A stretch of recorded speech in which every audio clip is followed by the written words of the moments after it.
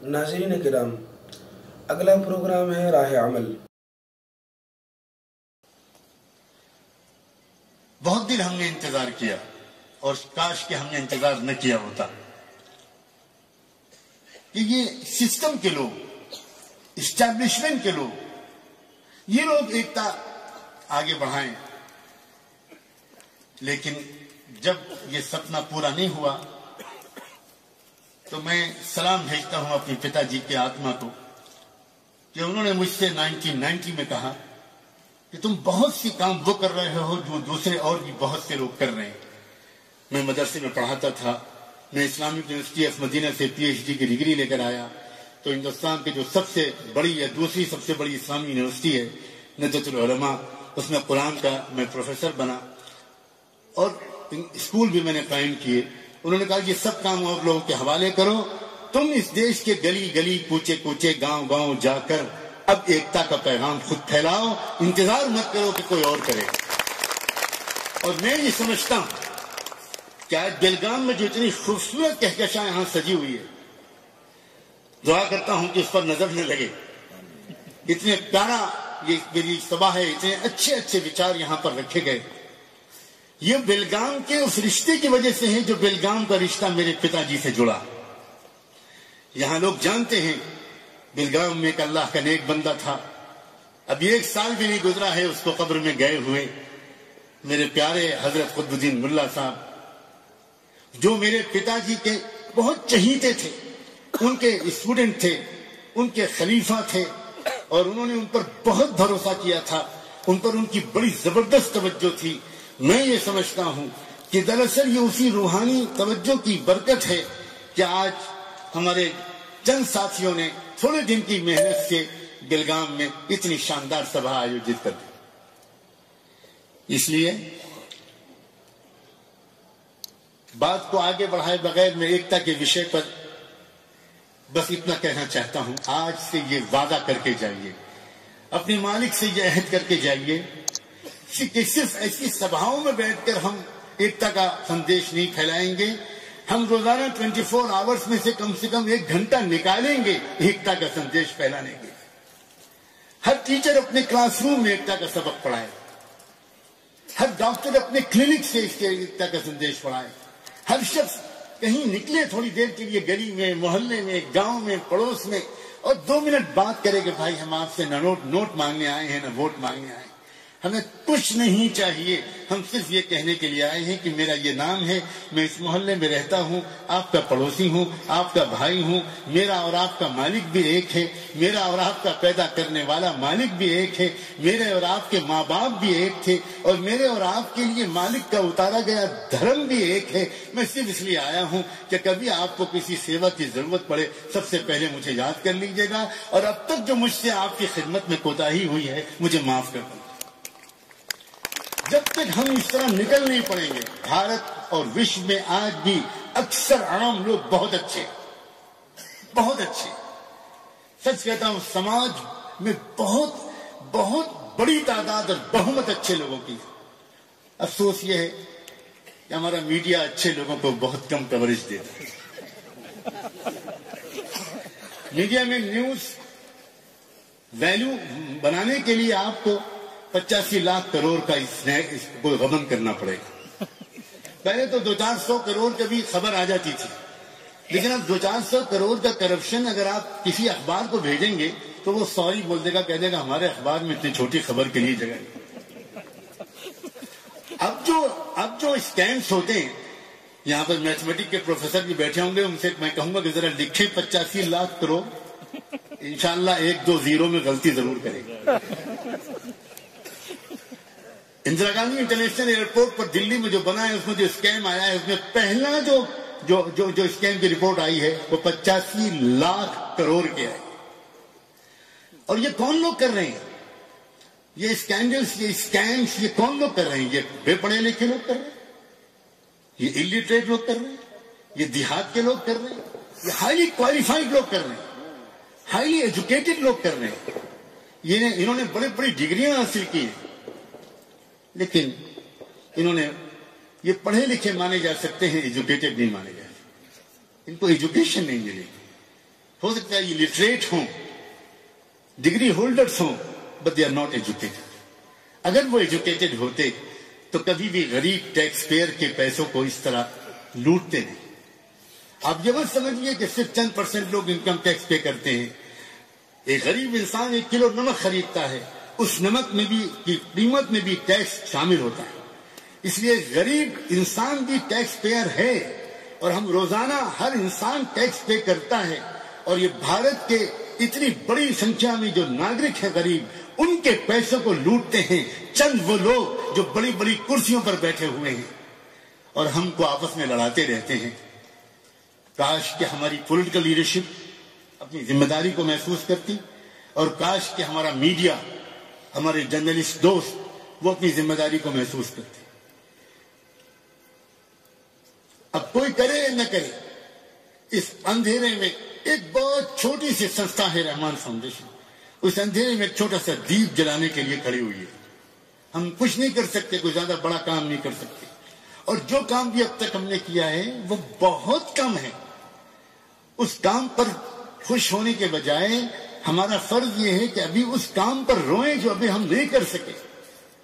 کام بہت کم ہوا ہے, ابھی بہت کام باقی ہے.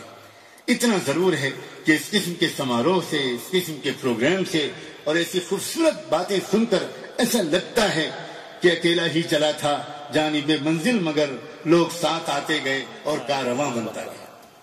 ہر ایک کے دل کے اندر یہ جذبات ہیں, ہر ایک اسی طرح سوچ رہا ہے. اب یہ ایکتا قائم کیسے ہو؟ دل میں تو ہے. اب اس کے لیے میں اپنے دوسرے وشے پر آ رہا ہوں. دیکھیے, ہمارے درمیان ایک پرابلم یہ ہو گیا ہے کہ ہمارا آپس میں کمیونیکیشن نہیں ہوتا. کمیونیکیشن ہمارا ہوتا ہے صرف تب جب ہم ٹرین میں بیٹھے ہوتے ہیں, بس میں بیٹھے ہوتے ہیں. اس وقت بھارت کا ناگرک بھارت کے راجنیتک مسائل پر اتنی زوردار بحث کر رہا ہوتا ہے کہ UN کے لوگ بھی ایسی شاندار بحث نہیں کرتے. صحیح ہے نا؟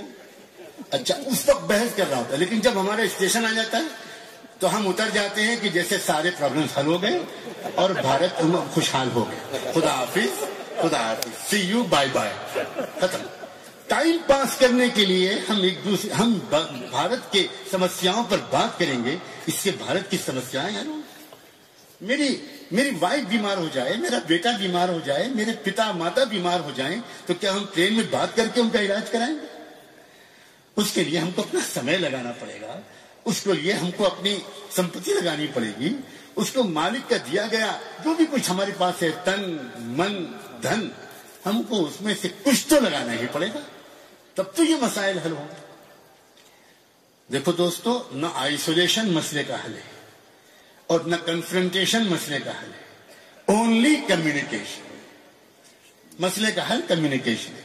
اب جب بات کریں گے نا کسی سے, تو یقین مانیے بات کرنے والا کہے گا کبھی یہ تو بڑے اچھے آدمی ہیں, اور وہ بھی کہے گا کہ یہی تو بڑے اچھے آدمی ہیں. میں کھل کر بات کرنے کا عادی ہوں. آج حالت یہ ہے کہ ایک نان مسلم کسی مسلم کو دیکھتا ہے, اور خاص طور پر کسی پریکٹسنگ مسلم کو جو نظر آئے کہ یہ مسلمان ہے, تو فوراً سمجھتا ہے کہ یہ آتنکوادی نہ ہو. صاف کہہ رہا ہوں میں, ہمارے آئی جی صاحب بیٹھے, یہ کہیں آتنکوادی نہ ہو. یہ کس نے بنایا ہے, یہ پکچر کس نے بنائی ہے؟ میڈیا کے دوست اگر بیٹھے ہوں تو میں کہتا ہوں آپ نے بنایا.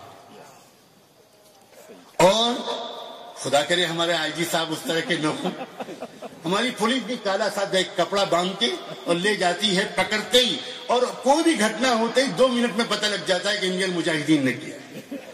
واہ بھائی واہ, ایسی انٹیلیجنس تو امریکہ کے پاس بھی نہیں ہے, اسرائیل کے پاس بھی نہیں ہے. بھاسکر راؤ صاحب آپ کو مبارک ہو, آپ کے پاس ایسی انٹیلیجنس.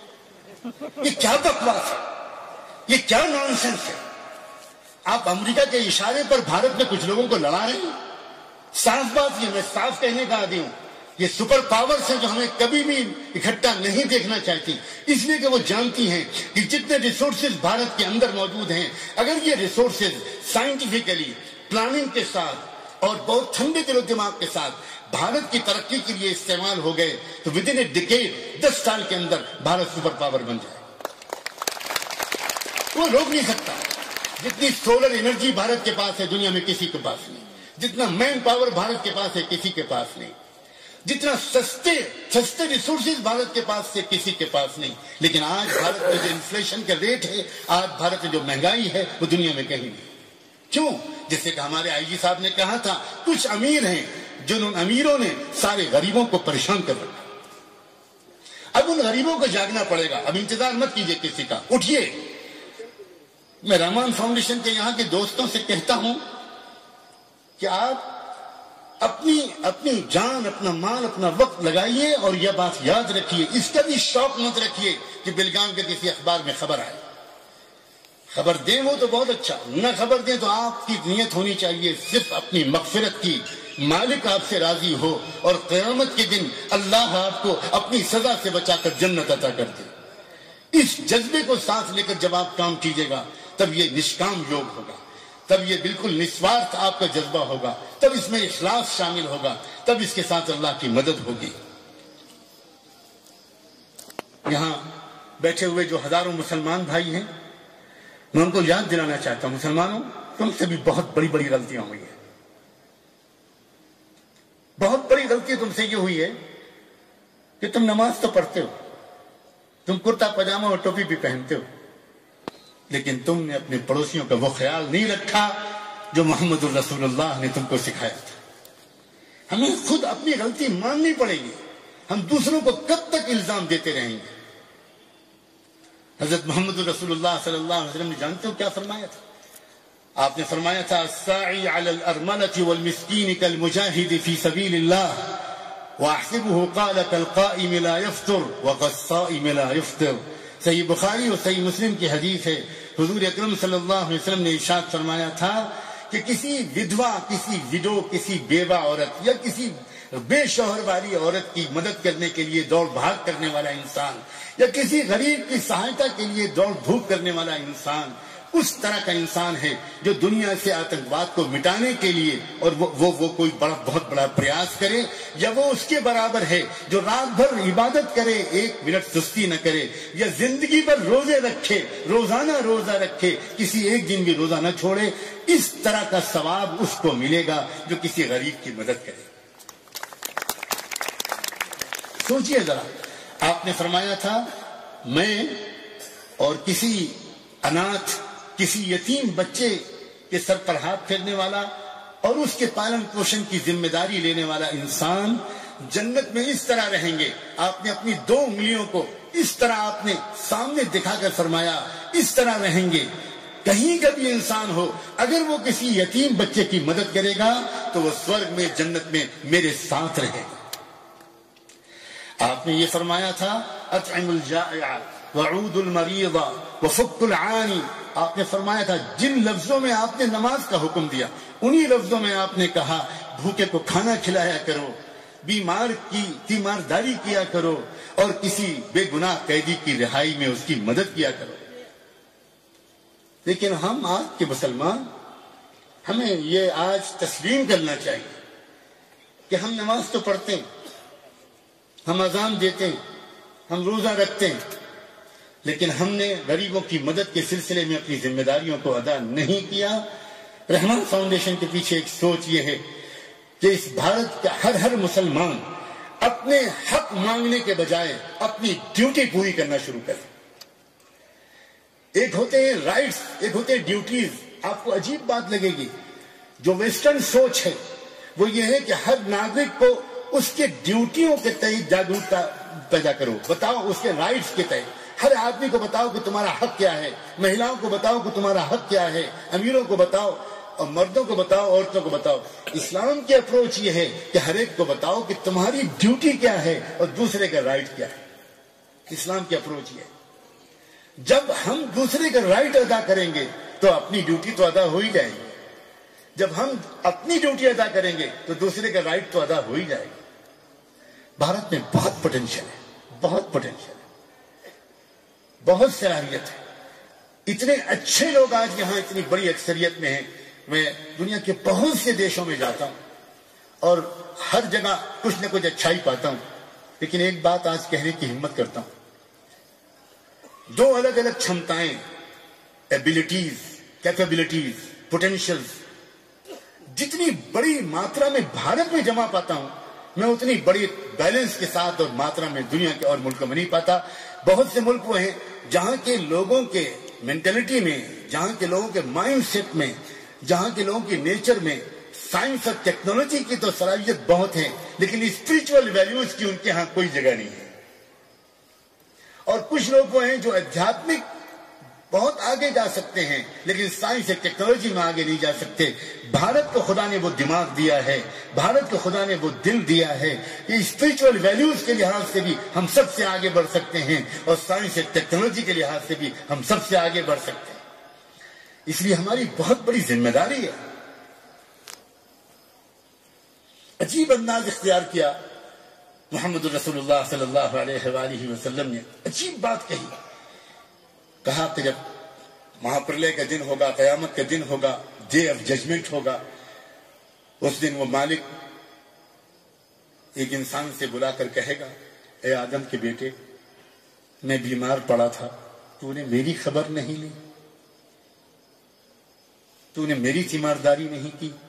وہ انسان حیرت میں کہے گا کہ اے پربھو، اے پرمیشور، اے اللہ، آپ اور بیمار، کیا کہہ رہے ہیں آپ؟ میں سمجھ نہیں پایا.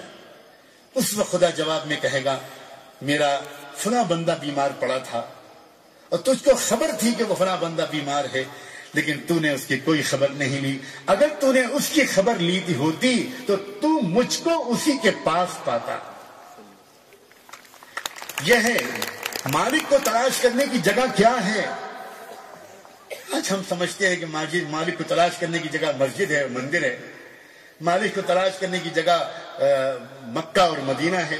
میں ان سب کے پورے احترام کے ساتھ کہتا ہوں، مالک کو تلاش کرنے کی جگہ کسی ٹوٹے دل کے کسی مرد اور عورت، کسی بھائی اور بہن، کسی ودوا اور یتیم کے آنسو پوچھو، اس کی خدمت کرو، مالک تم کو وہیں ملے.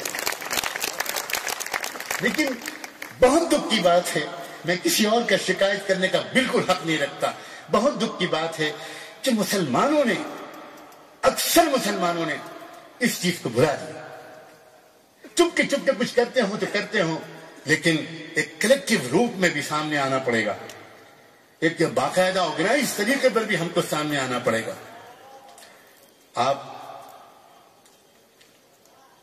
اس پر بھی دھیان کیجئے کہ ایک گھٹنا سنائی پچھلے زمانے کی حضرت محمد رسول اللہ نے، کہ ایک بڑی پاپی قسم کی ایک مہیلا تھی، بازاری قسم کی، اچھا کیریکٹر نہیں تھا اس کا. وہ ایک لمبے سفر پر جا رہی تھی. اس زمانے میں اونٹوں پر سفر ہوتا تھا. جو کچھ بھی وہ کھان پان کا سامان لے کر نکلی تھی وہ ختم ہو چکا تھا. پانی کی اس کو سخت ضرورت تھی. وہ ڈھونڈتے ڈھونڈتے کنویں تک پہنچ گئی، لیکن وہاں پہنچی تو دیکھا کہ کنویں کے پاس نہ رسی ہے نہ ڈول. پانی تو ہے کنویں کے اندر، پیاس اس کو بہت زور کی لگی ہوئی تھی. وہ کسی طرح اندر اترا ہے. میں بھی جاندار، یہ بھی جاندار، یہ بے زبان کس سے کہے گا، اور یہاں اور کوئی ہے بھی نہیں. دوبارہ وہ اتری کنویں میں اور اتر کر اپنے چمڑے کے موزے میں پانی بھر کے لائی، دانتوں سے پکڑ کر. یہ پوری ڈیٹیل سنائی محمد رسول اللہ نے، اور باہر آ کر اس کتے کے پلنے کو وہ پانی پلایا. اسی وقت اس مالک نے اپنے تخت پر سے اعلان کیا، فرشتوں لکھ لو، گواہ رہو، میں نے اس عورت کو معاف کر دیا اور اس کے لیے جنت کا فیصلہ کر دیا. اتنی بڑی نیکی ہے یہ. زندگی بھر کے پاپ معاف ہو جاتے ہیں، اور ہم سب سے پاپ ہوتے ہیں، ہم سب سے گناہ ہوتے ہیں، ہم سب سے غلطیاں ہوتی ہیں، اور ہم سب چاہتے ہیں کہ ہمارا مالک ہم کو معاف کرے. ہم سب چاہتے ہیں کہ ہم اس کی سزا سے بچیں. اس کی سزا بہت سخت ہے دنیا میں بھی، اور اس سے بھی زیادہ سزا سخت ملے گی دنیا سے جانے کے بعد. کہ آپ اپنے پڑوس کا خیال رکھیے، آپ اپنے گلیوں کوچوں میں رہنے والوں کا خیال رکھیے. آپ جب گزریے تو راستے میں کوئی غریب ملے، اگر آپ اس کی سہایتا نہیں بھی کر سکتے تو کیا آپ چپکے سے اس کے اپنے مالک سے اس کے لیے گزرتے ہوئے دعا نہیں کر سکتے؟ صرف دعا کر دیجیے. اتنا تو کیجیے تاکہ ہمارے دل میں کچھ محبت اور نرمی آئے.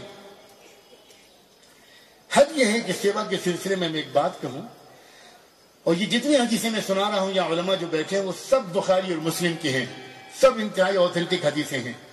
ایک آخری حدیث آپ کو سناتا ہوں. حضرت محمد رسول اللہ صلی اللہ علیہ وسلم نے یہ بھی کہا تھا کہ جو انسان ایک پلانٹنگ کر دے، ایک درخت لگا دے، ایک ٹری، ایک پودا لگا دے، یا کوئی کھیتی کرے، اور پھر کوئی بھی انسان یا کوئی بھی چڑیا، کوئی پرندہ یا کوئی جانور اس درخت سے، اس پیڑ سے، اس کھیت سے کچھ بھی کھا لے تو یہ اس بندے کی طرف سے دان اور صدقے کا ثواب اس کو ملے گا۔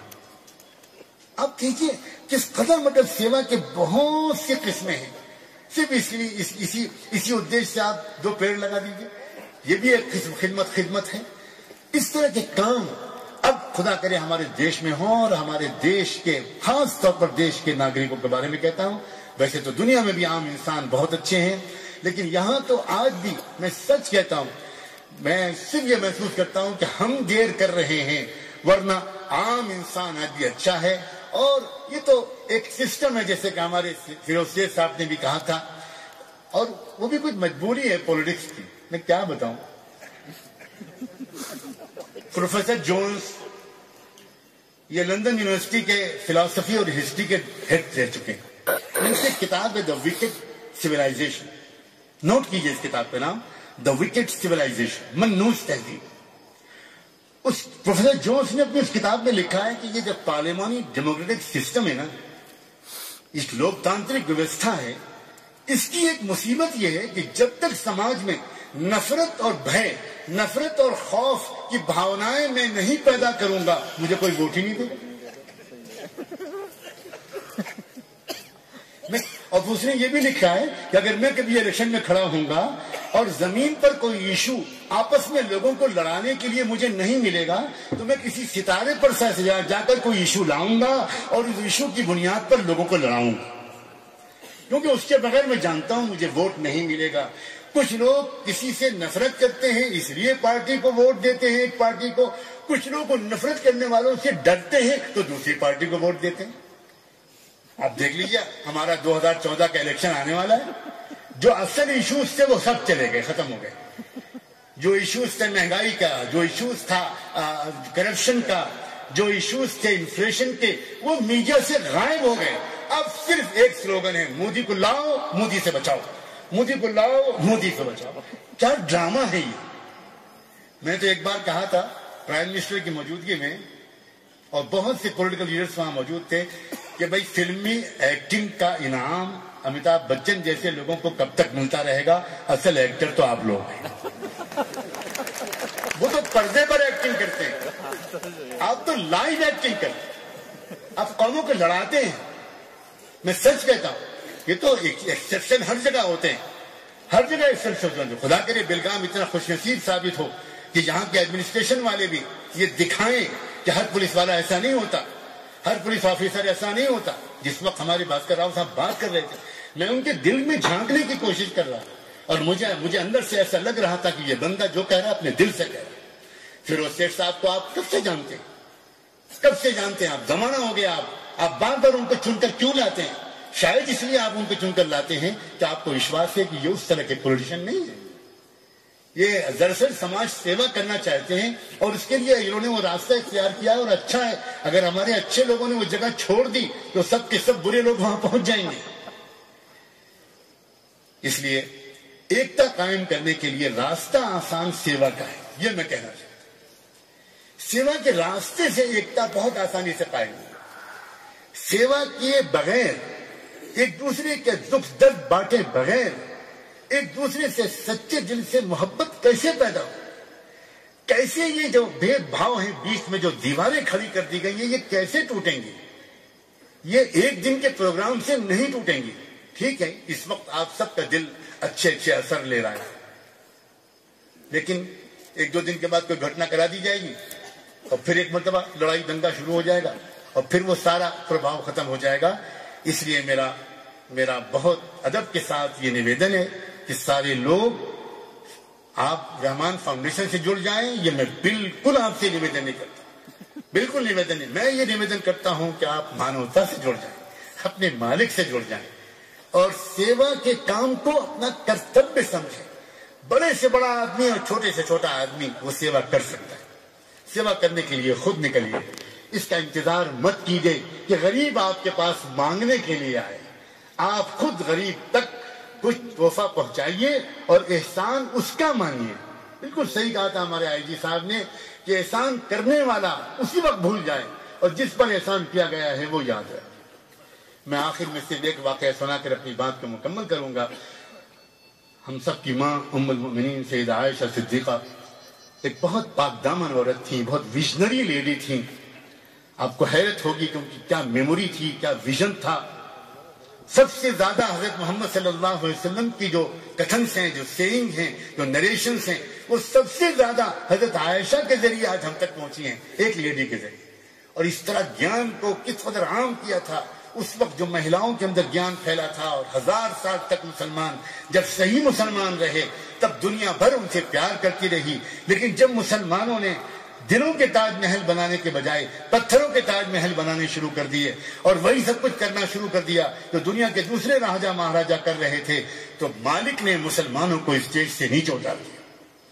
اس لیے اتار دیا کہ مالک کو یہ تو گوارا ہے کہ تم رو اور چلاؤ, لیکن مالک کو یہ گوارا نہیں ہے کہ اس کے پیارے کا لایا ہوا وہی پرانا دھرم وہ بدنام ہو. یہ ہرگز اس کو گوارا نہیں ہے.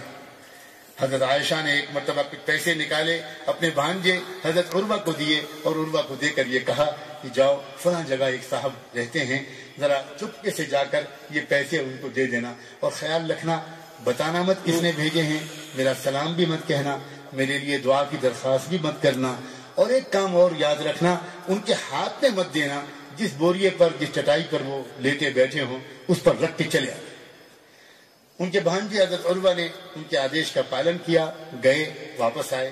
جانے سے پہلے تو کچھ نہیں پوچھا, آنے کے بعد پوچھا خالہ جان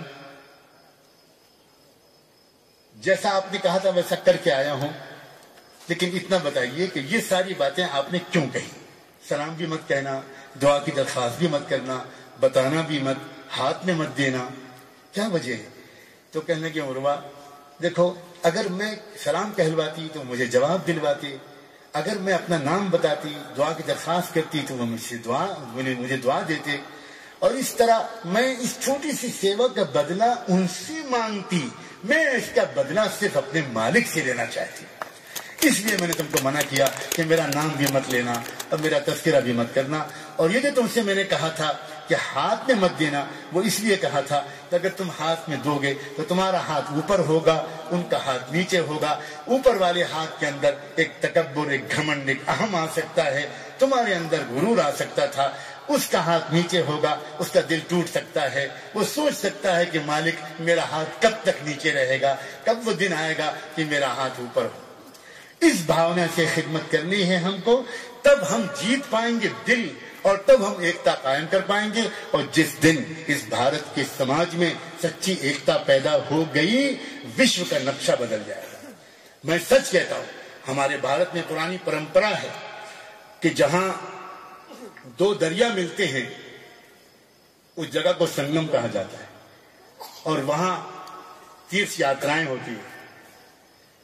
جس دن بھارت میں اس آدی گیان اور ایک انتم سنسکرن جو قرآن ہے, ان دونوں کا سنگم ہو گیا, اس دن یہ بھارت وہ تیرتھ استھان بنے گا کہ سارے وشو کے لوگ پد یاترا کر کے یہاں سے شانتی کا سندیش لینے آئیں گے. میں آخر میں ایک مرتبہ اپنا فرض سمجھتا ہوں رحمان فاؤنڈیشن کے ایک ادنا سے سیوک کے حیثیت سے کہ میں یہاں کے اپنے تمام دوستوں اور نوجوانوں کا شکریہ ادا کروں جنہوں نے بہت تھوڑے سے سمے میں اتنا شاندار پروگرام آیوجت کیا. اور میں شکریہ ادا کروں ان تمام لوگوں کا جو اپنی بہت بزی شیڈول سے وقت نکال کر یہاں آئے اور ایک گنگا بہا دی انہوں نے پریم کی. مجھے امید ہے کہ ہم یہ سبق یاد رکھیں گے, بار بار ملتے رہیں گے اور ایک دوسرے سے ہم پریم کریں گے, اور کوئی غلط فہمی اگر ایک دوسرے کے بارے میں کہیں ہو جائے آپس میں ہم بات کر کے فوراً اس مسئلے کو حل کریں گے. میں امید کرتا ہوں کہ اللہ ہماری مدد کرے گا. بہت بہت شکریہ. جزاکم اللہ. محمد صاحب الإحسان